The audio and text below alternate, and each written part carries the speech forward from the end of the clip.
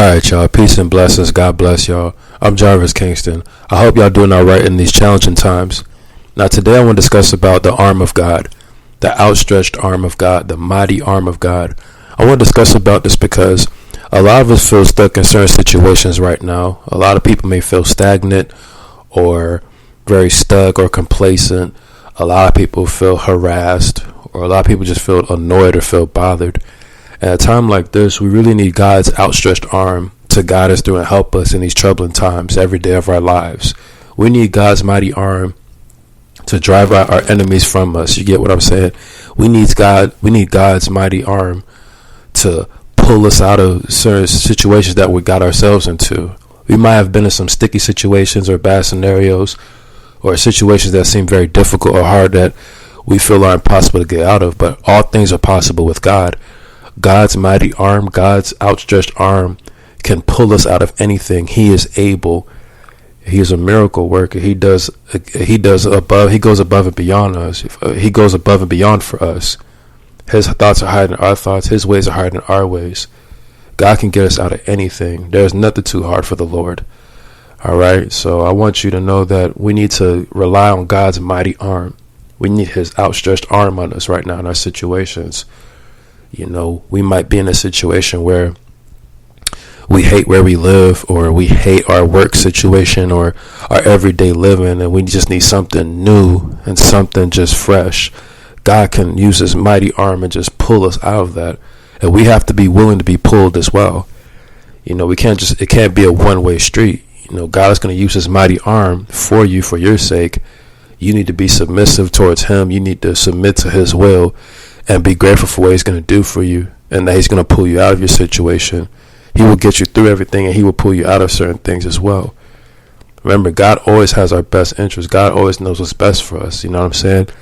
So we really have to let God have his way with it. You know what I'm saying?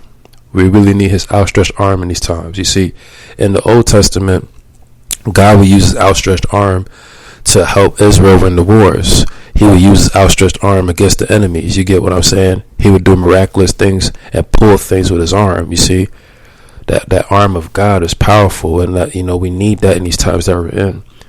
We need the mighty arm of God, the outstretched arm of his, to help us and pull us and get through things and really get us going. All right. So what I want to do is I want to read certain scriptures about this and just go from there. The book of Deuteronomy chapter 4 verse 34. Or has God tried to go to take for himself a nation from within another nation by trials, by signs and wonders, and by war, and by a mighty hand, and by an outstretched arm, and by great terrors, as the Lord your God did for you in Egypt before your eyes? The book of Deuteronomy chapter 33 verse 27. The eternal God is a dwelling place, and underneath are the everlasting arms, and he drove out the enemy from before you, and said, destroy. The book of Isaiah chapter 59 verse 1. Behold, the Lord's hand is not so short that it cannot save, nor is his ear so dull that he cannot hear. The book of Psalm chapter 89 verse 10. You yourself crushed Rahab like one who was slain. You scattered your enemies with your mighty arm. The book of Psalm chapter 98 verse 1. A psalm. Oh, sing to the Lord a new song, for he has done wonderful things. His right hand and his holy arm have gained the victory for him. The book of Isaiah chapter 63 verse 12. Who caused this glorious arm to go at the right hand of Moses? Who divided the waters before them to make for himself an everlasting name? The book of Exodus chapter 6 verse 6. Say therefore to the sons of Israel, I am the Lord, and I will bring you out from under the burdens of the Egyptians, and I will deliver you from their bondage. I will also redeem you with an outstretched arm and with great judgments. The book of Psalm chapter 44 verse 3. For by their own sword they did not possess the land, and their own arm did not save them, but your right hand and your arm and the light of your presence, for you favored them. The book of Isaiah chapter 40 verse 10.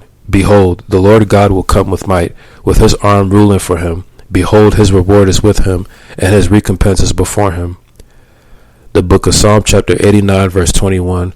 With whom my hand will be established, my arm also will strengthen him. The book of Deuteronomy chapter 7 verse 19. The great trials which your eyes saw, and the signs and wonders, and the mighty hand and the outstretched arm by which the Lord your God brought you out, So shall the Lord your God do to all the peoples of whom you are afraid. The book of Isaiah chapter 30 verse 30. And the Lord will cause his voice of the authority to be heard, and the descending of his arm to be seen in fierce anger, and in the flame of a consuming fire, and cloudburst, downpour, and hailstones. The book of Exodus chapter 15 verse 16. Terror and dread fall upon them. By the greatness of your arm they are motionless as stone. Until your people pass over, O Lord, until the people pass over whom you have purchased. The book of Deuteronomy chapter 5 verse 15. You shall remember that you were a slave in the land of Egypt, and the Lord your God brought you out of there by a mighty hand and by an outstretched arm. Therefore the Lord your God commanded you to observe the Sabbath day.